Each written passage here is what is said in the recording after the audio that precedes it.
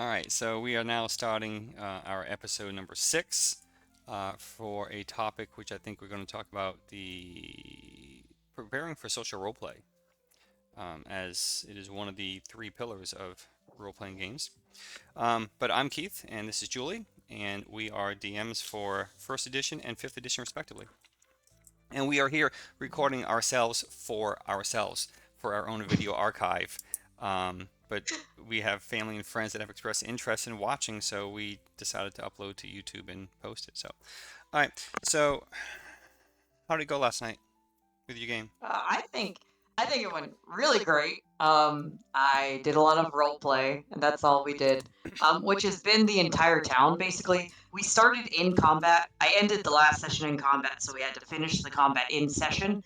They didn't finish the combat, but there was a point that I had to get to cut the combat for story narrative, um, and to introduce the big bad evil guy. So the entire party has been hearing about the big bad evil guy, and now they finally met him.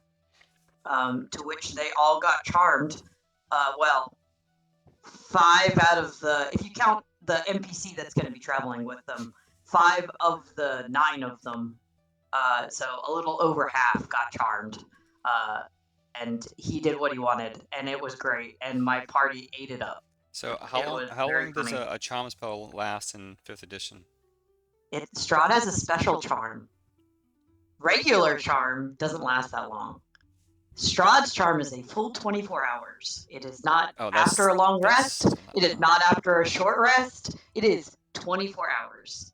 I know in first edition it could be months. Yeah, yeah, yeah, yeah. For months if he's dumb enough. Um, but Strahd's a vampire, so he has a special charm.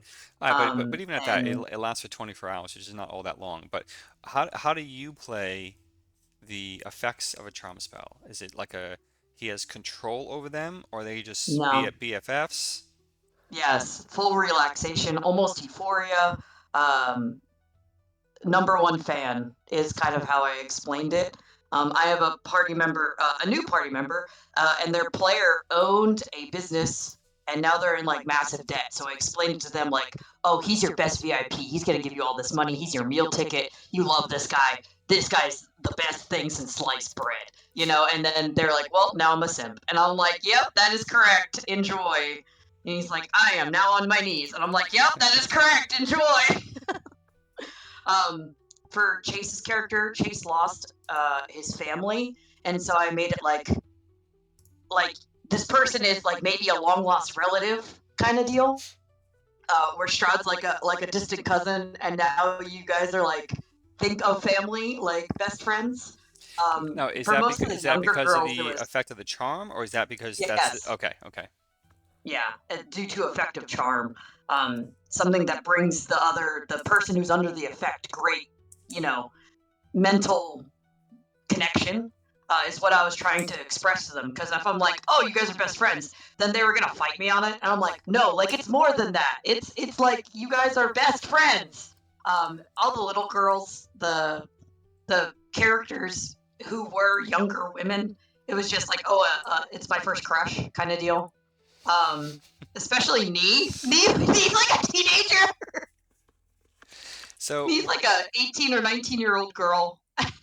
when the charm wears Crushed on off, her. though, are they amnesic about it, where they don't really remember, No, or they remember exactly what happened? full assault. Yes, Okay. it is gross, weird, full assault vibes. Okay. Because Irina knows. Irina's been charmed dozens of times, and she hates it. That's why she wants to escape. She doesn't want to be there anymore. But it only lasts for a day. Yeah, full 24 hours. But he can spam it. There's no. If you succeed on the check, he can turn around and do it again. Yeah, well, it's a new day. Um, No, in the same day. In really? the next 5 minutes, he can spam it. Hmm, All you gotta do is make eye contact. He's like a Gorgon. interesting. Okay, but last, is there a range on that? Like, The if you're visual charmed eye and you contact. travel and you go 20 miles, are you still under the effect, or could he charm you again? Yes. without being You're present. just it's just for 24 hours if he's Okay. there or not. Yeah, but for him to do it again, you have to be in his presence, right? Yeah, he would have to show up Okay. and be like, surprise. Interesting. Yeah, this whole Curse of Strahd thing is interesting to me. But so They you were warned to not make eye contact. They were warned not to. So, like, a couple of my characters were really good about looking at the ground or telling me they were looking at the ground, and I would even touch them. Strahd would touch them or, like, try to push their hair behind their ear, and, or, like, try to pat them on the shoulder to try and get their attention. And it wouldn't, there's three of them. It was Corey. Corey was playing Tiana, who's Valeria. So it was Orecchio, Valeria, and Crimson, which is James. And all three of them were very smart about it. Tiana's character has a phobia for touch, so she really got out of it. I couldn't do anything. She sat in a corner by herself. She couldn't do anything, poor darling. She got a phobia point from it, from getting touched. so is the I'm not sure what I want to use. The implementation or deployment of this charm, is it by gaze or is it an actual spell Yeah. that he casts? It's not a spell. Okay. It's gaze. Okay. Okay. All right. So if He's it's a Gorgon. so if it's a gaze and it lasts for 24 hours, is the spell itself different in terms of its duration? The spell charm in 5th edition is different, yes. I'm saying different than Strahd. Yes. Okay. Slightly. It's very close. Hold on, I'll pull up the 5th edition one.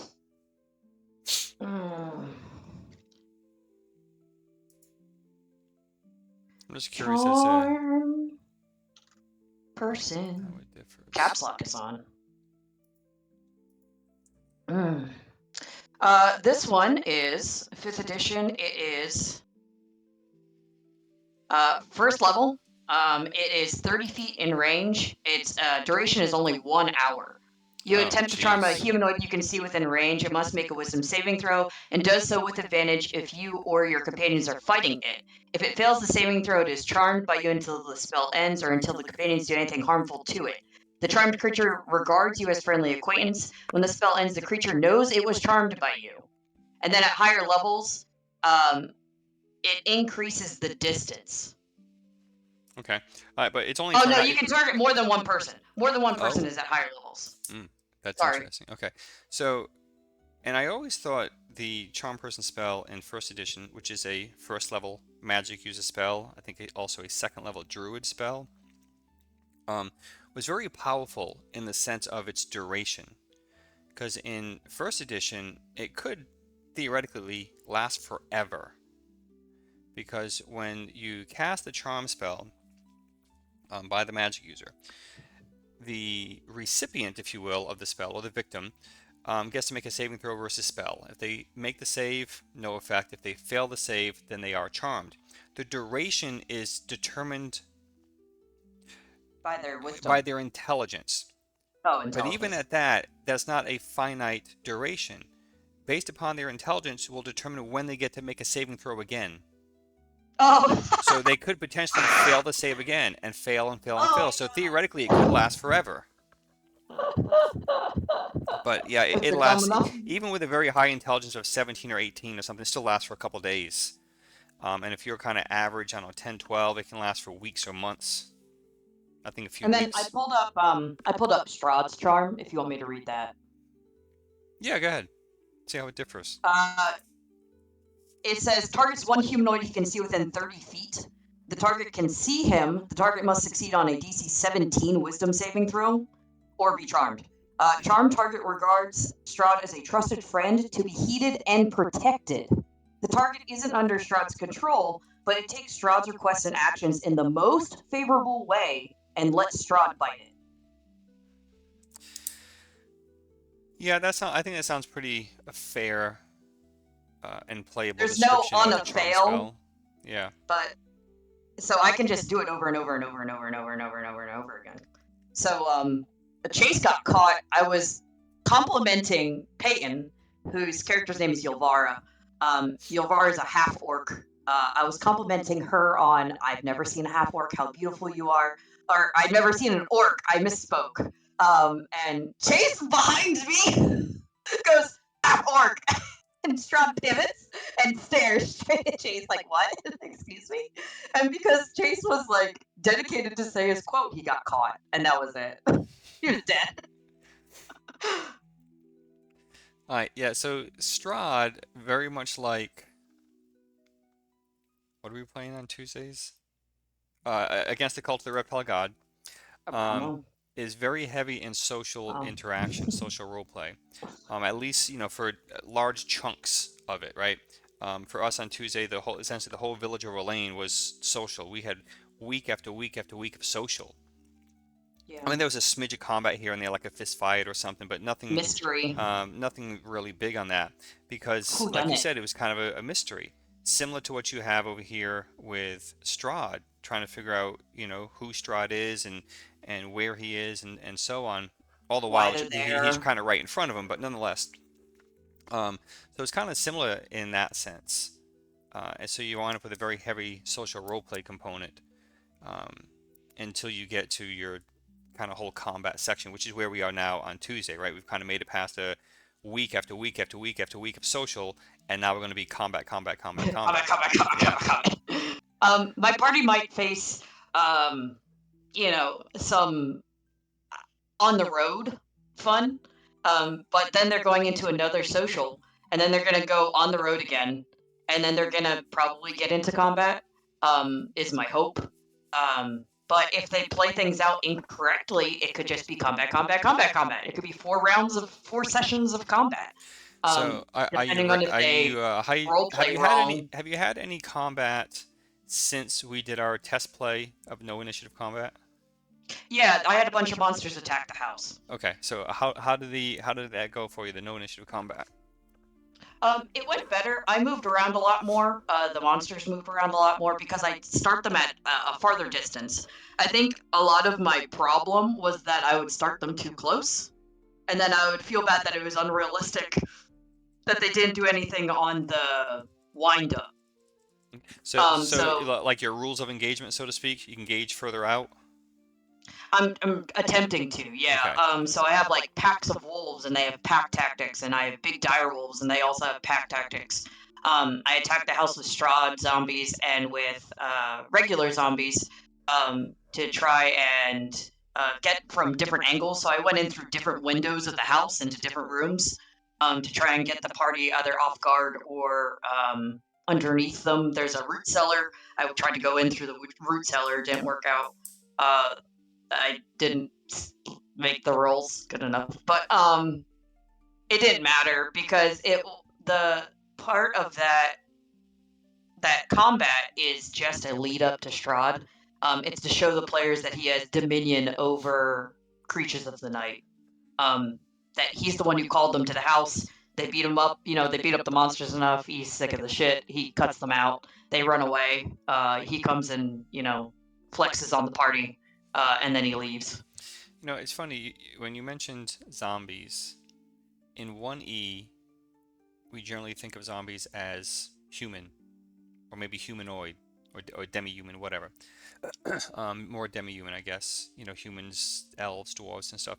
And we don't really think about zombies as other creatures. A zombie wolf, a zombie bugbear.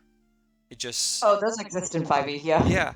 And there's no reason why they can't Not in exist. Strahd, but Right, there's no reason why they can't exist in 1E. It's just not, the game wasn't set up that way. It's not like in any of the monster manuals to have a zombie other than a human or demi-human. human. But no Mhm. reason why they couldn't be. Even Right. if the stat block is the same, at least you have a different physical representation of that zombie. You know. Mm. So, Something a little different. It's uh, not as vanilla. correct. Yes. Yeah. So Strahd and Against the Cult of the Reptile God is very social heavy. So Mm. how do you get ready for that? Usually, what I do for social encounters is I just wing it, which I have found last night to not have worked in my favor a couple times. There were times where I wish I wrote down like a flow chart where I wrote down a really, really, really like tree, like really bare bones tree. If the players do this, then this, yes, no kind of deal where it like branches. to so that I would have something to go off of instead of just my brain power. It worked out. It was fine. I feel like maybe I stretched the encounter too long. Um, my players were eating it up though. They were all being silly goobers. Um, so I went along with it, but like the whole session was that entire thing, and I wish we could have gone a little farther. Um, but I mean, it is what it is. So, the idea of a flow chart, I've never considered that, but I think for you that could be helpful, but it'd break up the flow, especially in a social, right? It'd break up the flow of that social interaction if you have to kind of break out your flow chart and say, okay, they said this, okay, so Strahd says this, and the player said this, so Strahd says that.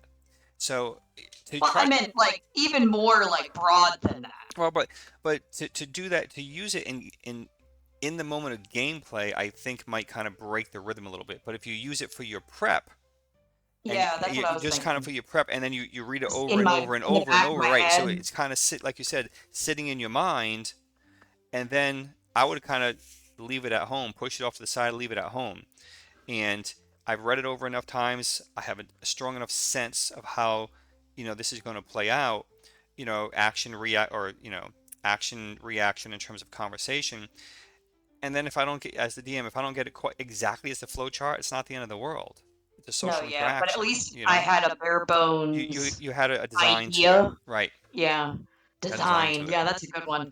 At least it was designed. Even if it falls apart into complete anarchy because Right. my table's a goober. So Sure, with but prep for social, I think you need to be all the more flexible because you don't know, even harder to what they're anticipate gonna do. what the players are going to ask, right?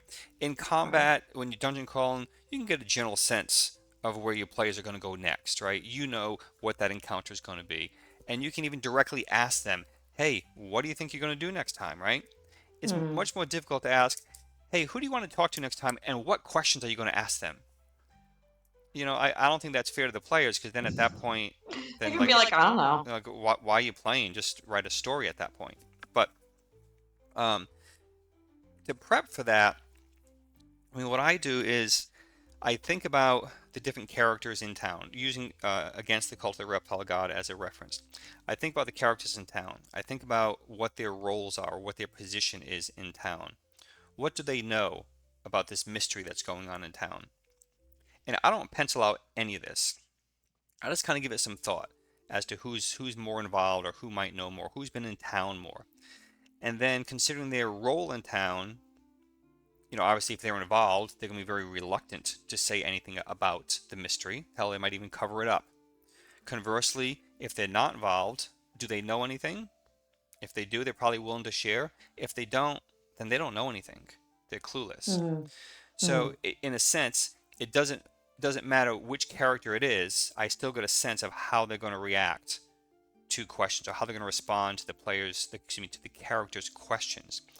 And depending who that position is, who that NPC is, will determine how much they know and how willing they are to relinquish that information or share that information. So, for example, the mayor, he had a sense of what's going on in town, but did not know all the inner workings of what's going on in town. Otherwise, he would have thwarted it, or made an attempt to. So he was trying to figure it out. So he doesn't have a lot to share. But and no one in town, other than the temple, you kind of knew really what was going on. And of course, they're Mhm. going to cover it up, right? The real Because truth. they're the bad guys, so to speak. So they're going to cover up their evil doings. But that's kind of what I do. I just consider, and I've asked you guys that before. What are you going to do next time? Who do you think you're going to talk to, Who do you think's the bad guys? right? So We that got that just one. so I can have a sense of who I need to, for me, who I need to mentally prepare a conversation with for when you guys go talk to that person.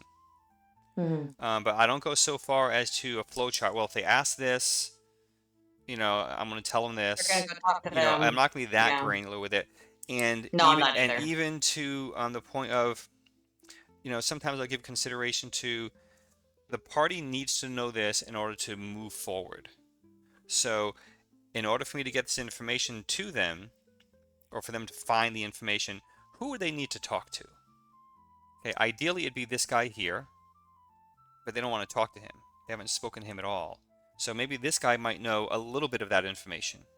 So the party So gets a we'll keep to little the bit next of that, guy. and then then they have to all the more kind of piece things together because they're just getting a little nugget here from this guy.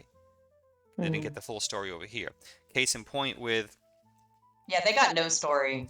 um, case in point with Romney, right? You guys had said, "Oh yeah, let's go talk. Let's go back and talk to Romney." He said, "Come talk to me after you go to the temple." And then we didn't. And then so I had he had information, he had knowledge or something. He was going to essentially share something with you guys, right? And you said, "Nope, stack with him. We're leaving town." So Yeah. as an adventuring party for the module, you guys missed that component. So that left the burden on the players to kind of either play on without that information or gather it elsewhere. But not knowing that they were missing anything, they didn't know they were missing anything. So I had to. You and me had talked about that previously with like a note that I had, and I was like, well, I had to back the party up, and he's like, well, could you have hidden the note somewhere else? And I said, yeah, I could have. I didn't think about it at the time, but I could have hid it somewhere else. Like you can throw those curveballs back into the story some way or yeah, another. yeah, you can Um, repurpose. Yeah, Correct. Repurpose it, redo it, revitalize it. reskin it. Instead of a note in a corpse's hand, you find it in the dad's desk drawer. Um, all that fun stuff. But it I, for me, when last night I really enjoyed what was going on and how it was happening and how it was playing out. But again, I feel like I should have cut it a little shorter because my players were starting to the gears in their little heads were starting to fuckery, and they were trying to figure out ways to eventually piss Strahd off. And I didn't want that to happen because all he's gonna do is murder them. Um, so I had to try and devise a way to like hint at, hey man, you're getting really close to danger zone. Maybe you shouldn't do that. I had a player who wasn't charmed, so he wasn't in like La La Land. He wasn't safe for Strahd. Go up to Irina and try and like touch Irina's face and like look her in the eyes and make sure she's okay in front of Strahd. And I'm like, stop! Like you're gonna get All dead. right. So does the party know that they're interacting with Strahd? Yes. Okay. So then help me understand Strahd.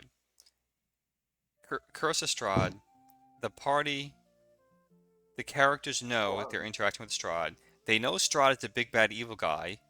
So Yeah. what's the holdup? He's very powerful. He's charmed half the party. Yeah, Half but the party would fight against the other half of the party. He wouldn't have to do anything. okay. He's So Dracula. right. I Okay. talked Okay. him up enough All right. that the party's But scared. so what? But what is holding back the party from pressing forward? He's powerful. I get it, but he's always going to be powerful. It's not that they're not pressing forward. I was just saying that they were gonna try and start some shit that they weren't gonna be able to finish, and it was gonna kill their character. Well, okay, I Was get that, my but fear. okay, then what are the players waiting for? Strahd is the big bad evil guy. It is known to them. He's standing in front of them, and they're bullshitting with him. They were That's my cautious at disconnect. first. They were cautious at first. James tried to peer into his mind and gain access to some of his inner thoughts.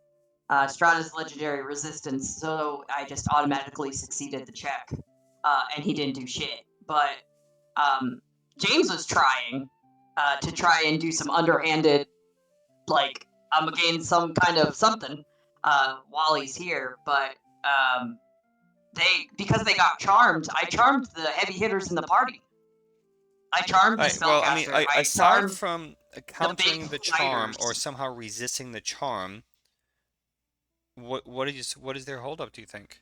Because I'm thinking just freaking attack the guy. He's right there in front of you. Because they know it's not going to work. Okay, then what are they waiting for? What's going to work? Well, that's the whole campaign. Okay, no spoilers. Good job, Julie. You can tell me about that off camera then. He also flexed and shot a bolt of lightning in the yard. So, I mean, I've told the party multiple times he controls the weather. He knows how to control the weather. He's flooded a city out of spite. The party knows that. He keeps the sun blotted out at all times. It's London fog 24/7. He has made it a torrential downpour in front for clout, and he has struck lightning twice for clout. So there was also a giant mob. I left a mob outside. So there's a mob of wolves and zombies and dire wolves outside just waiting for them to come out of the house. So what? Okay, I won't ask that now because I don't want you to be a spoiler. Okay, all right, okay. And yeah, when you started describing that, I was like, man, this sounds like Ravenloft, but that's exactly what Strahd is. It's Ravenloft. He lives in Ravenloft, Yeah, yeah.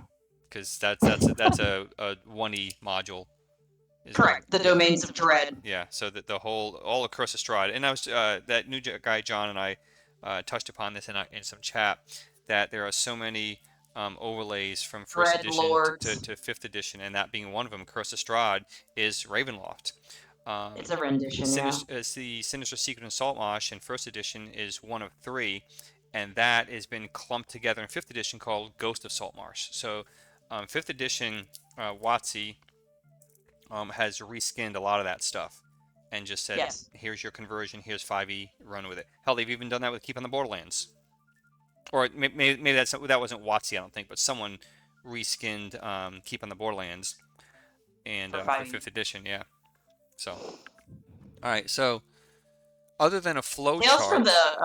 Tales from the Yawning Portal is like that. It has White Plume Mountain and it has Tomb of Horrors. Yeah, I think I played White Plume Mountain. That sounds really familiar. I never played Tomb of Horrors though, I don't think. So, all That right. one, and there's another one in there too. I can't remember, but they're all reskinned like second edition or first editions. All right, so how else do you think, and this applies to both of us, how else do you think we can prep for social roleplay? When I was doing my notes, when I was doing my prep, I have a really cool laptop desk now, like a lay in bed tray. Yeah, I know. Yeah, I know you're talking about. Yeah, with like the little Yeah. sandy padded whatever underneath. Yeah. No, mine isn't. It has legs. It's Oh, legit. okay. It's really like sturdy. And it has like a tilty thing, and I can tilt my book up. So I was doing it sitting on my couch. And the part where it says if the players decide to stay a second night, which they did, because Ismark asked them to, that Strahd visits them, and you get to do it. The mod doesn't say it's not raw. The visit, the middle of the night visit, is not raw. It's modded. So the mod says, like Strahd shows up, have fun role playing, and so that's all I wrote underneath was have fun role playing. I didn't write anything else. Okay, so yeah, so that's what I was thinking. It's like, okay, well, what do you think about? What do you think might happen to at least get a base or foundation of what that interaction might be? Because you do the same thing, when you prep for your combat encounters, right?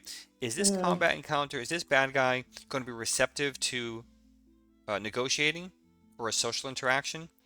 If they're captured, how might they respond? Or is this just going to be flat out, sword so buckling? Swashbuckling. hobo It's going to be ordering. combat, and there's no other way around it. You think about those kind of things when you're prepping, so that you don't have to just kind of figure it out in the Make the moment. decision on the Right? fly. Right. And then and if you make too many of those decisions in the moment, it can kind of you wind up on a real not fun roller coaster. But so that I think that same kind of logic, that same kind of prep, if you will, for the combat, definitely parallels the social, but yet it's different, right? Because with combat, we're dealing with numbers, so it's a little more straightforward. A little more Because you strategic. have a little more tactical, a little more strategic. You Mm. have a stat block. He's this strong, so he would probably do this because they are weak. Okay, bad guy is weak. They're strong, so he's more inclined to retreat, perhaps, right, or try to hide. I think that's much easier to kind of prep for or work out in your mind as to how that interaction may play out. But I definitely agree that it's more difficult in social interactions, short of railroading, Yeah. or making it so linear that you really are towing the line of railroading, right? Or maybe it's more accurate to say stealing that player agency, that no matter what they say, this is going to happen anyway. You And I know, felt really bad last night. I had a couple players escape the house from the second floor. I had two of my more nimble characters escape the house from the second floor, and then they were gonna like run away, but they can't really because if they run into the Slavish woods, the mist is gonna get them. There's monsters in the woods. If they were to run back into town, none of the villagers are gonna help them. So I really didn't have anything else to do besides just put a bunch of monsters in the front yard. And then all of my players were like, "Oh, DM doesn't want you to go that way." And I was like, "Crap! I don't want you guys to." I was like, "I warned you that there was more monsters coming. I don't know what you want from me." But I felt bad because they made the escape out of the house. They barricaded the door, they opened the window, and they made the escape out. And I didn't really give them anything for it. All I did was kind of shit on them for it. And so they made their way back into the cellar, to which I had another party like grab them by the ear. Party member grabbed them by the ear. I talked them into it. But I felt really bad because they escaped and they got like shit on for Yeah, it they got or nothing like for it. like Let's see now that is DM negative for it. as a quick sidebar. That is one advantage of playing with experience points versus milestone. That those players could have been awarded extra. Those characters could have been awarded extra experience points for their creativity and their ability to succeed in getting out and escaping from the house. But with Right. the with milestone, you don't get that. I guess I could have done like an inspiration maybe, but to give them like a DM inspiration token. Yeah, but do you play with that? But Do you use I mean, inspiration you tokens? can. Oh, I know you I can, haven't but you don't. before. I've never seen or heard you even speak of inspiration. No. It's usually when something really, really good or really, really funny or really, really like creative, the DM is like moved by it. They can give out an inspiration. Right. Well, I mean, But I have an idea of what it is and how it's used, but I've never seen or heard you speak of it. So no, I so don't do it. I've I never don't do it as I don't often know as you I to probably use that. should. No. Um, and not that a DM has to. Certainly as to how they want to play. How they want to run a table, how they want to run a game, um, but yeah, I mean that probably would have been a good use for that, right? Some sort of a reward for your great role play and your character, your characters did well where everyone else kind of sucked out. And since you're not playing with experience points, that probably would be a good utilization of inspiration tokens or points or Yeah, whatever it something, is. some Yeah. kind of something to make it seem like what they did wasn't for naught and to diminish that in the future. Um, but there wasn't really anything I could do in the situation. What are they gonna do? Run away and come back later? Like they're just gonna die in the So woods. right. Could I have let them just die in the woods? Sure. So what was their plan? They were escaping the house for why? To try not to be charmed? Right. So Alistair, Jules's character, the Kenku, I thought so. This is another curveball that I wish I kind of like thought about. I thought because Jules has been hinting at playing pro Strahd characters, like intentionally fuckable characters that I can mess with intentionally. He really likes that, I guess, as a like a interaction. And so I thought the Kenku was gonna also like be all up in there, just right in the middle of it. And so I didn't expect him to turn tail and be a coward and run away. And so I even tried to get Sophia, my new player. Her character's name is Tybalt. He's like an old tiefling. He's an old man. He's an old wine bag. He likes to drink and cry. He's great. Um, and I even like Strahd asked him, "Hey, go get your friend upstairs. I'd love to meet them." And Tybalt's like, "Okay, boss." And he ran upstairs to try and pull Alistair out from underneath the bed, and Alistair like stabbed him, and then barricaded the door and tried to leave. And then Tassel was the same way. Nee's character, Tassel wanted to help Alistair because everybody else was downstairs and crazy because Tassel didn't get charmed because she's a full elf. She got an advantage, so she passed her first charm save because she tried. Strahd tried once, it didn't work, and so then Tassel ran away. And so they were both kind of freaking out. And so, what's your only thing to do when freaking out is to try and run. Okay, So they so they were jumped out the essentially window. trying to escape being charmed. Correct. The Okay. fear of being charmed Okay. because they saw what was happening to their friends. Well, So, oh yeah, Tassel that's did. great. Oh, my friends Alistair didn't. yeah. So my friends are charmed. I'm going to abandon them. That's a good team. Okay. They're getting bit. They're getting eaten. Um. So those who were not charmed said, "Hey man, we need to get the hell out of here. This is far too dangerous for us. Our friends are gone. They're already charmed. We need to count our Two of losses them. and move on." And the The two, other three did not. all right, so two of them have this mindset. We need to get the hell 10. out of here, I right? have 10. I've got 10. So they escape. They were successful. They get out of the house, and they know that the surrounding area is extremely dangerous, right? You've definitely painted that picture so far that it's very Maybe they dangerous. weren't paying attention that I told them that the next wave of monsters were encroaching before Strahd knocked on the door. But and maybe they missed that, or they weren't listening, or they're being sillies. I have 9 people at the table. It could have happened. And that's what I said too. I plopped a bunch of monsters on the table, and they're like, "Oh!" And I was like, "I told you guys, another wave was coming. More monsters were coming." Then that to me But sounds like they should have just those characters should have been, because the players didn't play well. They knew, they were told, like you said, they were told what was coming. They knew it was going to happen. They choose to go into the fray anyway. That's bad role play. Well, I don't say bad role play, but in terms of character longevity, that was bad role play, right? They made a bad decision, and that's what causes characters to die. well, and so they went to the instead of going because the front of the house had the monsters. Nothing on the sides or the back of the house had anything dangerous going on. It was just covered by woods. The woods are dangerous. I made it seem like there was a howl in the distance that even in the woods there are wolves, or maybe even something worse than a wolf. And so they decided to turn tail and run back inside. I like scared them back inside.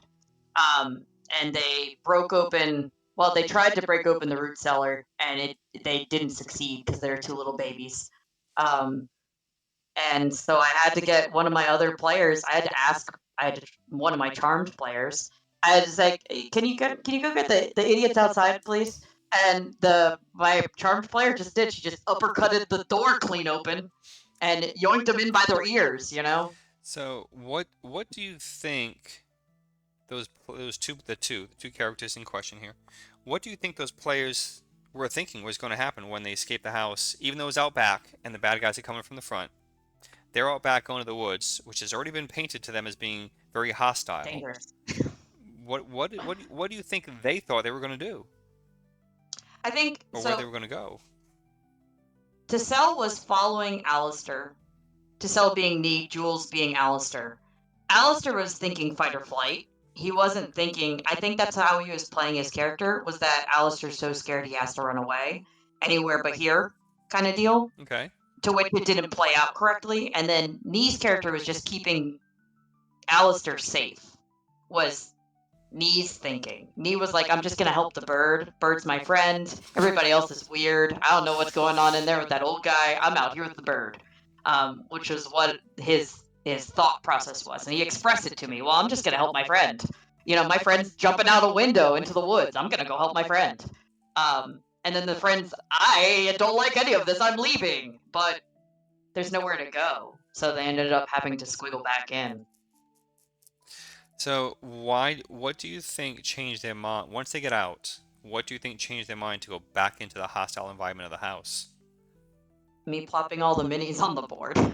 Okay. So, and we're getting slightly off track from social interaction, but you put all the minis on the board as you were kind of setting up your game board, your battle map for that. They saw that. So if you put them on the board, then they know bad guys are close at hand. So many. I did like 12 minis. Okay. Had the characters seen the bad guys? No, but like I said, I verbally told them that another wave of monsters were arriving. They could hear them in the after the first wave ran away, they could hear a second wave coming. Okay. Yeah, I'm just thinking that I wonder how they would have reacted had you not put the minis on the board, because They would have tried to the run characters away. didn't see them. The characters didn't see the creatures. They heard them. But then you Well, provided so by the physical time representation. So no, no, so again, I told them the again, round happened. Strahd's been in the house talking. He's been in the house flexing on everybody. So time has passed. So from when I told them it was happening, time has moved, time has shifted. The wave is getting closer. So the wave was camped out in the front yard because a lot of things were already happening in the house. Time had passed. Right. And again, please don't misunderstand. I'm not faulting you. We're just Oh no, discussing yeah, here. yeah, yeah. No, And yeah. again, No, no, no, I'm yeah. just wondering how the players or the characters would have reacted had the minis not been on the table. But from what you said, though, they escaped out the back of the house, and the bad guys were Yeah. coming from the front of the house. Yes. So they turned the corner, saw all the monsters, and said, "Never mind," Okay. and went back inside. Okay. See, 'cause I was just envisioning that they climbed out of the back of the house and were going to continue in essence straight out back into the woods and not loop back around to the front of the house. So there's a wrought iron gate around the property, and there's a couple of weak spots in the fence, but the fence is butt up against the woods. Okay, so their escape, so to speak, through the fence was going to be around towards the front. They were going to climb the fence. They were Okay. going to jump the fence into the woods. But to jump the fence into the woods is even worse than walking around the front. Okay, so kind of getting back to social. So the bird was scared shitless. He ran upstairs to hide, He did, yeah, instantly. and then he was still freaked out enough to say, "Man, I need to get the hell out of here." Well, he got freaked out because his party member, who was charmed, was trying to grab him out from under the bed. Yeah, but I mean, Jules's he went upstairs in phobia. the first place to hide. He did. Jules's phobia is claustrophobia. So he's So hiding with a under a party bed member in a small space. and a party member, a big fat party member on top of him, trying to grab him out from underneath the bed. So he had like a bout of paranoia. Yeah, so and this is what Bout of this is kind of madness. what you asked about when we were talking about, what do we want to talk about? You said like social role play or play of curveballs, right? And that's what I'm hearing here. Like this was a curveball. You did not Yeah. expect, I all but two or half the party to be charmed. Of course, you could anticipate some probably would fail that role, right? So that's a safe assumption. I'm sure you had that in your mindset. But then you don't know what the characters are going to do, right? Case in point, Afterwards. the guy ran upstairs to hide. Chicken. Oh, I was yeah. Not a raven, you're a chicken. I told him that 3 times last night. So he ran upstairs to hide, and that's probably not. How do you know what the character is going to do? You have no idea. So you can only prep but so much. That's why your social prep has to be with much broader strokes than Like, than how was I with gonna get combat. Corey? I don't know. I didn't plan for it. How was I gonna? I had to have plans to try and catch them all, and I didn't realize I needed plans to catch them all until I needed plans to catch them all. Like I said with James, I tried to goad James. I tried to tell him that he was a coward and he wasn't a gentleman, and that he should meet my eye, meet my gaze. But James is too smart for me. He outtalked me. To which he tried to like walk past Strahd, and Strahd put his arm out and like bumped him. He clotheslined him. And James didn't even roleplay that he looked up after getting slapped in the chest. I would have. If I was looking down, intentionally knowing I had to look down to not meet somebody's gaze, out of fear of my life, and someone smacked me in the chest, I don't think I'd be able to control that. I think I'd be like, oh, I'd look up. So But you said that he wasn't having it. was it Corey? You said like socially out role played you playing No, James. James. Okay. James is a smart gentleman. Playing as Strahd. Right. So that's where, and even as the one guy, that's where dice rolls come into play, because the bad guy might be smarter than me, right? Strahd's definitely smarter than me. Right. Are Okay. you kidding So me? right. So if the bad guy The is smarter than me, 500-year-old I battle can I can only tactician. role play as best as I can with my wisdom and intelligence. But if the bad guy is smarter and wiser than me, then we need to make dice rolls to kind of allot for that, or I don't want to say compensate, but to better adjudicate that. Likewise with the players, right? If James is a very smart guy, but if his character is pretty average, then there's no way in hell that, or very likely, unlikely, that the character is going to outwit Strahd. So Right, and I probably should have done like maybe a persuasion, or I should have done maybe another skill check to see if we had failed the skill check. right, But Yeah. I didn't think I'll about it. tell you, and that's one nice thing, contrasting 1E to 5E. The best you can do really in 5E would to have them roll with disadvantage, right? But Well, no, I could do a skill check if like if I could do a like what I said, like an intimidation. Let's say I smack his chest. Big bad evil guy smacking a player's chest. A very young player. They're only level 3. You know, he's like a level 14 spellcaster. Smacking your chest, and he has a full like armor on, and you're just a little warlock. You don't even have armor on. Maybe I could have done like an intimidation, and if he failed the intimidation, then maybe I could have role played something different. But I didn't think about it. well, right. But what I'm getting at 1E 5E, excuse me, is that if he rolls for intimidation, someone's either going to roll with advantage or disadvantage. That's as much as you can kind of do with that. Whereas in 1E, we would roll intimidation is what? Charisma? Charisma. Okay. So we would make a charisma check in 1E, but at the DM's discretion as to the level of complexity or difficulty, whatever, I can choose what that modifier is. +1 to your roll, +5 to your roll, because we Oh, don't I have can advantage, choose the disadvantage. So AC. so so I can change that challenge rating, if you will, or adjust that as needed. DC. DC. Difficulty check. Oh, okay. Challenge rating is for combat, right? I think so. CR. Yeah, yeah, Yeah. CR, yeah, CR's yeah. challenge rating. Difficulty check is DC. I can adjust the DC, and I'm allowed to as the DM. Um, for an intimidation check, it's just intimidation versus another skill that James has. Okay. My intimidation versus James is I can't So remember how, what it how do is. you do that when you're doing one against another like that? How explain that to me? It's usually check versus check. So like if it was deception versus insight, someone would roll for deception and then the other person rolls for insight, And what if and they it's what whatever if they're check both successful? over whatever check. It's one versus the other. It's the person who is lying rolls the deception. The person who rolls the insight has to beat the uh, deception check. They Okay, can't both be successful. okay.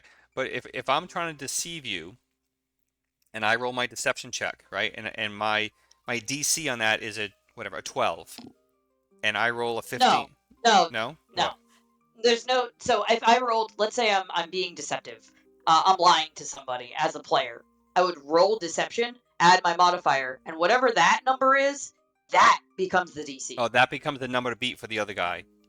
I got Correct. you. Okay. I got you. Yeah. Okay.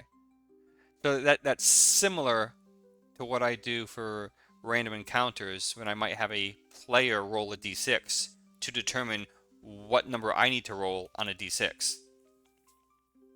It's something Yes, similar, similar, and similar. I'm not saying it's that's the same, usually but those 1v1 checks. So yeah, intimidations like that and stuff like that. yeah, because The one pickpocketing is like character that, one character is rolling to determine what the other guy needs to roll. right? Yeah. Okay. And so I can use those mechanics to help with those curveball situations. Um, I could have pushed it a little further. Instead, I let James pass by because Chase's character interjected, saw the pressure, and Chase's character interjected. Chase's character is charmed, so Destrahd is no threat. So Chase's character gave me a hoopla, like, nah, James is fine, come on. And I made Chase give me a persuasion against Strahd. And Chase rolled really well. He rolled like a 23. And Strahd was like, okay, Grandma, fuck you. Go ahead. And so James went and sat down, but then James touched Irina, and I was like, fuck, James, stop! So I cast Mage Hand and I pushed his face out of the way. Strahd literally cast Mage Hand and shoved fucking Crimson's face out of Irina's. And then he gave him another threat. To which Irina's brother also told James, like, please stop. Please, for me, please stop. And then James backed off. But he was getting frisky, man. I was gonna All right. So as I'm hearing you talk again about this gonna social have to interaction with Strahd, smack him. I think I'm wrapping my mind around it. That the party knows he's the big bad evil guy. They know that Strahd is their arch enemy, but they recognize that they don't right now they don't stand a chance against him. Correct. So therefore, they were withholding their action, so to speak, until Yeah. they, level up 5 more times. It's like swimming with a great white. So, okay. Yeah, versus being in a cage. Okay. Hmm. All right, I get it. I get it. That's gonna be very like taunting for the party to know that he's right there, like within grasp, the big bad evil guy, but yet they can do nothing about it.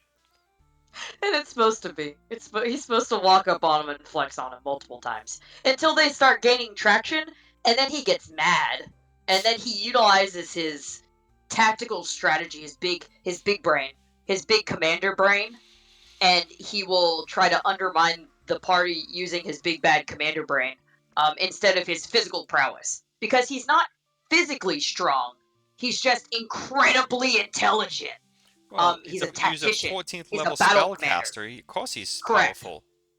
He can cast spells, right? But in a fight against 9 motherfuckers, he's not gonna be. It's not gonna be any good if I can't tactically take advantage. And so I'm really, I'm really scared for the final battle because I don't think I'm gonna be able to play it well enough. But I will do my homework. Okay, so and obviously, okay, so that's not social. That's combat Combat, role play, yeah, correct. Which combat is prep. But so to that point though, as a 14 level spellcaster, the guy has a shit ton of spells at his disposal, and I'm sure yeah. those are all prescribed in the book, as opposed to My you. mod even adjusts them as well. So he has a separate block in the mod too, like a suggested spell list in the mod. So I would, and Excuse me. I recently did this with you guys on Tuesday, with the evil cleric in the temple whose name I can't remember. And I did it, Brahma. yeah, Abramo, thank you. And I did it on Saltmarsh as well. They had an illusionist they fought, Sambalay. And in my prep for both of those, I had, for 2 or 3 rounds, I had already prepped what spell he would cast. Because, I knew, even though Abramo didn't know how many would be encountered, he knew that if there were, a small 2 or 3, his approach would be this way. So, because it's like, even if the party, I know that there are whatever 5 or 6 characters in the party, but I didn't He know does it. in that encounter if the party would have been split. So, right, and he knew that there's always a threat, as there is. So if there's only like 2 or 3 bad guys in his perspective, bad guys, then he would probably cast this spell, this spell, this spell, and then from there I would kind of have to wing it, right? And if it was a larger group, he probably would have done this spell, this spell, this spell. So that was part of my prep. I'd kind of planned that out, and he was a smart enough guy to know that he would cast this spell first on this type of opponent if he's present, and then this spell on that Yeah. opponent. So My mod that goes was over part of that. my combat prep for the spellcasters. Yeah. I have the Ravenloft final encounter mod is thick. It is very thick. It is like 30 pages. And a lot of it is For just one Strahd battle combat, tactics. Cause it's Strahd! He can phase through walls inside of Ravenloft. He can regenerate. yeah, I get it, but that's one page. Tell you all the shit he can do. LOL. I don't know Well, why. no, it gives battle tactics. It gives example battle tactics in most of it. That's what the DM is for, to do the battle Well, I'm bad at tactics. that. Just saying. Also, Raw doesn't give you that. Raw doesn't give you any of that. Well, no, because it's just the rules. But all right. So that's like, and we've talked about this before. We touched upon this. Like that's one of my gripes with 5e, right? Is they take away this. They put so much content in that Well, friggin' book. They take away from the DM agency. there's Take away from the there's DM no agency contact for actually it's so much so that that is the main gripe with Raw is that the ending is anticlimactic. because it's all spelled out. Um It's all spelled well out. no, it's not. The final encounter isn't. You just draw a tarot card and then you find it, fight him, kill him, done. All right, but then what are you talking about? 30 pages of Ravenloft combat or something? It's my mod. My mod has enhanced the final battle. There is a phase in the final battle. He has 2 phases. He turns into a giant monster kind of final battle, Okay, which don't is give away too much. spoilers. Don't give away too much. um, but that it does a better crescendo to the end. Whereas the other one is you find him in a random location, you fight him, he's dead. Congratulations. And nobody really likes that because they've been dealing with this guy for over a year. That the whole campaign could last 2 years. You've been in life real game 2 years dealing with Mm-hmm. this one Mm-hmm. motherfucker, and then you just find him in a crypt somewhere and kill him. That's it. You know. So the mod enhances the final battle and provides more battle tactics to make it last longer, to make it more fulfilling, Cinematic. to make it more cinematic, correct, to make it more challenging. Because at that point in time, they're going to be in the teens. Hopefully not. I think I'm going to leave mine not in the teens. I think I'm going to be maybe a tween, and in between, um, at maybe 12 or Are 11. you talking But about even the 12 and 11, character level? yes, character Okay. level. I don't think I'm going to get into 13 or 14 or 15. I think Okay. it's going to go to 10 or I can't 11. imagine if you have 6 to 8 adventurers, characters. Wow, I get really wrinkled when I do that. Oh my god, I look like a Star Trek guy. I was about to say, you look I don't like know the what they're guy from called, Star but Trek. um, if you have 6 to 8 professional adventurers, level 10. Maybe not even 10. They Well, might that's what I'm only get to thinking. 8. I don't So know. you have like 60 levels combined experience against one 14th level guy. That I'm not going to say it's going to be easy, but that shouldn't be that hard for the party to defeat him. Well, Now that's why it granted, you takes might lose place. a couple characters, sure, but they should have no problem defeating him It if they're all like takes level place. 10. It takes place inside of his castle. He can hire his He, minions can come and get you. You guys can get trapped inside the yeah, I mean castle, and you can he's go got and a run home field away. he's got a home field advantage and he's got special abilities and stuff that the characters don't, but they got friggin' 8 characters. So they get 8 attacks, 8 actions or whatever to his one. I don't think 8. You have 8 characters. It depends on. Oh well, 8 attacks, yeah, but I mean, not all of them are gonna succeed. Well, I correct, get but 5 at least legendary there's 8 attacks, it's 8 opportunities, whereas he's only going resistances. to have Right. what, one, maybe 2 attacks. I'm guessing maybe 3 per round against That's what the minions good are for. guys. Yeah, I know that's what the meaning for, but I'm saying that actual final battle against Strahd, 8 versus 1, 80 levels of experience to his 14. Now, of course, I'm assuming full strength, right, in this comparative conversation, but even if they're half strength, right, and your 80 levels of experience would then equate to 30-ish, give or take, against his 14. It's still very in the character's favor at that point. Well, I mean, it's gonna be. There's nothing I can do otherwise. Oh, there's lots of and that's a whole other conversation. Lots of things you can do on that. Not level them up far enough, I guess, Or because I have such a large party. But correct, that's one. Of course, you could change Strahd's abilities. well, and the mod goes over some of that too, adjusting his ability stats, um, increasing his HP, stuff like that. Um, how he doesn't, if you kill him on, like, if you find him on the road and some guy casts like lightning bolt and he gets a bunch of lightning bolt damage and he dies, he drops his 0 hit points. He doesn't actually. He goes back into his crypt. There's an actual like thing you have to do to kill him. Otherwise, he just comes back. The next day, he just comes back. Yeah, and There's I an think actual. a specific mechanism. Yeah, I think, and I hope this is not a spoiler. I wouldn't think it is, but like in 1E, because I don't know 5E, and I don't know Strahd, because I know he's all special. But like in 1E, vampires are a form of undead. So first off, the clerics can higher level clerics have a chance to turn the vampire. But if it does come down to melee, if I remember correctly, it comes down to like a wooden stake through the heart or something.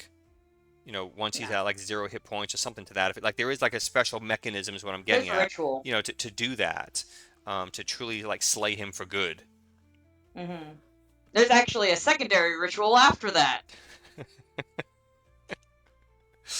Which perhaps your um, uh, graveyard cleric might know. LOL. What is he No, called? there's story. He's a grave cleric. I was Yeah, close. Okay. yeah, you're very close. Corey got trapped in the dining room for that entire. A couple characters were like really close to getting bitten to death.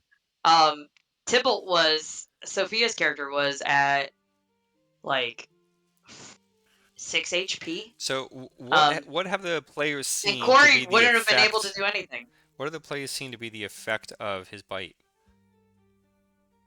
There isn't. Really? Not as a human, no. When he's in human form, no effect. Uh, When he's in a different form, okay. big effect. Okay. So Because so necrotic they damage haven't is seen small. any effects of a bite. Okay. No. But if he's in human form, why does he bite? Because he's thirsty. But he's a human. He's not human, he's a vampire, but vampire human form. Okay. Vampires Okay. can I got take you. many Okay. I got forms. you. I got you. Okay. Okay. Okay. There's Um. to turn a character into a spawn or into a consort is a special thing. And I've hinted at that a couple times that there are specific things that have to happen. And they even asked, they're like, so if we're under control and we think he's hot and he bites us, is it like a sexual thing? And I was like, no, you don't know. I said that's different. I said that is a different thing altogether that is reserved. And they're like, huh? And I was like, huh? um, which is not really a spoiler, but it's obviously how consorts are made. He makes his brides and husbands that way. People who are chosen. All right. So as we're getting to our 1 hour mark here, any other thing you want to bring up about social roleplay prep? Because I think it's very difficult to define that, or more difficult to define that than it is, combat Combat or or even exploration. exploration prep. Hmm. Yeah, So anything you it's want to go on interesting. record as saying, so when we go back and watch this in 5 years and say, oh my God, look at us, ha ha ha ha, that we might have something worthy of note. I think a lot of it has to do with improv. It's improv skill. If you don't have improv skill, that's like if you're a new DM, just learning how to improv and learning how to just roll the yes and bullshit um, that a lot of people talk about is very big. It's your character did something silly. The DM has to go, Yeah, okay. I think the stronger your ability to be quick and think on your feet, the stronger you are at being witty, really helps in that. Um, Improv, I guess, like in a sense, but even if you're not good like the actual social speaking, if you have the mind, I'll say like the wittiness of the mind to think of what that might happen, you don't need to be very flavorful in your description of social interaction because that's where the dice can come in and one guy roll intimidation versus Yeah, and you so can on. help But to it helps to have that mindset support to yourself. know or to think, imagine, I guess the creativity as to how that NPC would respond to that question, right? And obviously, there's a certain level of prep to do for that. Not that it's a physical prep. I'm not writing anything down. I might be reading a No, description of Strahd or something, but I'm running scenarios through my mind, right? thinking about I'm it. driving to work. I'm thinking about it. I'm taking a shower. I'm thinking about it. I'm cooking dinner. I'm a little bit of thought here and there. Not to say I think about D&D all the time, but what the point is like at any point you can just kind of run a scenario through your mind when it pops in. A really quick Yeah, little, like, yeah. yeah, Until I get distracted by the squirrel outside my window, and then you think about something else. and I think about shooting the squirrel. Anyway, um, okay. So let's go ahead and wrap it up here, Julie. Um, Episode number six. Six. I got it right this time. And then we'll work on number seven here in a few minutes. I won't hang And up this time. yeah, don't hang up this time. And next topic is going to be something else I already forgot. Oh, adjusting combat Oh encounters. yeah, yeah, yeah. Like kind of on the fly, having or just even in prep, right? Kind of balancing air quotes. At least making it fair, Because we segued. making it a fair fight as we continue to talk about Strahd and getting ready for Tuesday night as you're getting closer to the big bad evil guy there as well. Felicitous. Defilus explicitus, yes, which is suspected to be a friendly and Naga. good-natured Naga. So it'll be interesting to see how that plays out because the information you've been given, the characters have learned so far is that they're good-natured, but everything We else in heard it town from an old says man in the this might be the woods. bad guy. Yeah. So, all right, Julie. So, to all those who might be watching, you all have a good night, a good day, and we'll see you all next time. Peace out. Bye. And as soon as I figure out, there we go, how to stop my recording.